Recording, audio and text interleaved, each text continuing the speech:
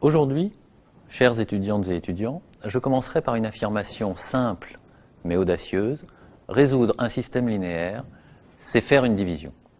Autrement dit, nous allons nous pencher sur l'épineux problème de l'inversion des matrices. Pour être parfaitement honnête, je ne justifierai ici cette affirmation que pour les matrices carrées. Écrivons un système 2-2 général.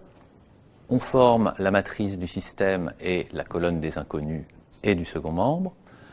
Le produit de la première et de la seconde se calcule facilement et on trouve donc une formulation du système sous forme d'une unique équation matricielle cette fois. Or, AX égale B, on sait le résoudre depuis longtemps, il suffit de diviser par A. Il y a quand même un détail gênant, c'est qu'on n'a pas la moindre idée de ce qu'est une division de matrice. Mais on sait multiplier les matrices. Or, la soustraction n'est-elle pas l'opération réciproque de l'addition et la division l'opération réciproque de la multiplication? Donc il y a un lien. Voyons précisément ce que signifie le fait d'être l'opération réciproque. D'abord, soustraire B, c'est ajouter moins B. Diviser par B, c'est multiplier par 1 sur B. La question devient donc, mais qu'est-ce que B, qu'est-ce que moins B, qu'est-ce que 1 sur B? Réponse, ajouter B puis soustraire B, ça a un résultat nul. Donc moins B, c'est le nombre tel que B plus moins B égale 0. De même, multiplier puis diviser par B a un effet nul, donc 1 sur B, c'est le nombre tel que B fois 1 sur B égale 1. Oui, mais pourquoi 0 ou 1? C'est très simple, parce que 0 et 1 jouent un rôle particulier, l'un pour l'addition et l'autre pour la multiplication. 0 est l'élément neutre pour l'addition et 1 l'élément neutre pour la multiplication. Bref, résumons-nous. Si T est une opération sur un ensemble E, pensons au produit sur l'ensemble des matrices par exemple, on peut définir un élément neutre pour T et l'inverse d'un élément A relativement à T. Ici, il faut supposer que ATE égale ETA, car l'opération T peut ne pas être commutative. Sans rien supposer sur l'opération T, enfin rien sauf l'associativité, on peut déduire de ces bêtes définitions quelques propriétés bien utiles. D'abord, l'élément neutre pour T est unique. Enfin, s'il existe, car certaines opérations n'ont pas d'élément neutre, par exemple le produit vectoriel dans R3 qu'on définira plus tard. Et je le prouve, à vrai dire, l'associativité n'est pas nécessaire ici. Ensuite, l'inverse pour l'opération T est unique. Enfin, quand il existe, car on sait qu'il n'existe pas toujours. 0 n'a pas d'inverse pour la multiplication dans R, par exemple. La preuve est simple, et cette fois utilise l'associativité. C'est un jeu de parenthèses. Finalement, dernière propriété, et qui nous ramène au système linéaire, si A est un élément inversible, alors l'équation ATX égale B a pour unique solution x égale A'T, où A' est l'inverse de A. Résumons tout ceci pour les opérations qui nous sont, ou qui devraient nous être, familières. Dans R ou C, on a par exemple l'addition. Elle est associative, donc ce qui précède s'applique. Son élément neutre est 0. En maths, on ne dit pas « ce film est nul », mais « ce film est égal à 0 ». L'inverse de A se note moins A, et tous les éléments sont inversibles. Toujours dans R ou C, on a la multiplication. Son élément neutre est 1, l'inverse se note 1 sur A, et tous les éléments, sauf 0, sont inversibles. Pour les matrices carrées, toujours carrées, on a le produit, toujours associatif, dont l'élément neutre est la matrice identité, comme chacun sait. Par contre, on ne sait pas trop ce qu'est l'inverse et on ne sait pas trop quelles matrices sont inversibles. À vrai dire, on sait que ça va être plus compliqué que dans R ou C, car si la matrice d'un système NN est inversible, alors il a une unique solution, comme on vient de le voir. Et on sait que ça n'est pas le cas pour beaucoup de systèmes. Et d'ailleurs, en général, calculer effectivement un inverse, C'est tout à fait autre chose de savoir qu'il existe et qu'il est unique.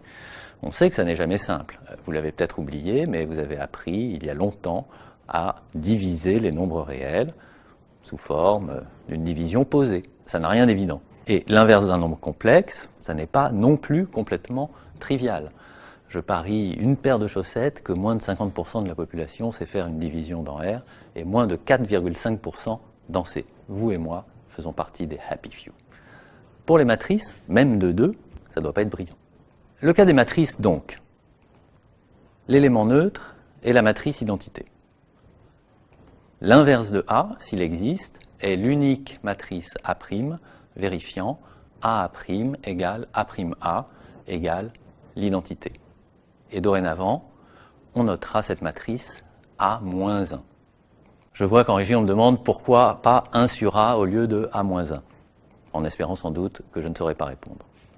C'est parce que le produit de matrice n'est pas commutatif. Si on écrit 1 sur A, on a fatalement envie d'écrire B sur A. Et là, on ne sait plus si ça signifie B fois 1 sur A ou 1 sur A fois B, ce qui n'est pas nécessairement la même chose. Ça serait donc une notation tout à fait ambiguë, très mauvaise. Mais poursuivons. Si A est inversible, tout système dont la matrice est A a une unique solution, obtenue en multipliant par A', c'est-à-dire en divisant par A.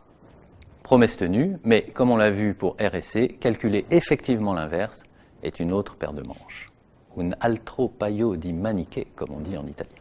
On résiste à vrai dire difficilement à l'envie de calculer quelques inverses de matrices, maintenant qu'on sait qu'ils donnent la solution des systèmes linéaires. Commençons modestement par la matrice identité. Elle est son propre inverse, puisque la matrice identité fois elle-même, c'est la matrice identité. C'est le cas en général, l'inverse de l'élément neutre pour une opération et l'inverse pour cette opération. L'inverse d'une matrice diagonale est aussi assez sympathique. La preuve consiste à multiplier A par son inverse présumé, qu'on appelle B. On applique la formule pour les coefficients d'un produit, et pour exprimer les coefficients de A et B, on va utiliser le bien pratique symbole de Kronecker, delta IJ, ou delta indice AB, qui est égal à 1 si A égale B et 0 sinon. Le coefficient AIK est nul si I est différent de K, puisque A est diagonale, et de même pour B. On obtient donc une somme avec des coefficients de Kronecker. Or, dans cette somme, les termes K différents de I sont nuls. Donc, il ne reste que le terme K égale I, qui n'est autre, si on réfléchit bien, que delta IJ, c'est-à-dire le coefficient IJ de la matrice identité. 1 si I égale J, 0 sinon. En fait, je n'ai écrit que la moitié de la preuve, car il faut aussi calculer le produit B fois A, mais elle est tout à fait identique. Et de toute façon, si A et B sont des matrices diagonales, AB est égal à BA. Remarquons aussi qu'on a aussi supposé que tous les coefficients AI sont différents de 0, sinon ça coince. Alors pour finir, j'ai aussi écrit l'inverse d'une matrice de 2 particulière. Vous pourrez vérifier que le produit dans les deux sens est égal à l'identité. Et j'ai donné cet exemple pour montrer qu'on ne peut pas toujours deviner à quoi sera égal l'inverse. Alors pour finir, quelques questions. D'abord, voici un exemple de matrice non nulle. Est-elle inversible? Non. Prouvez-le. Voici un système de 2 d'inconnus x et y.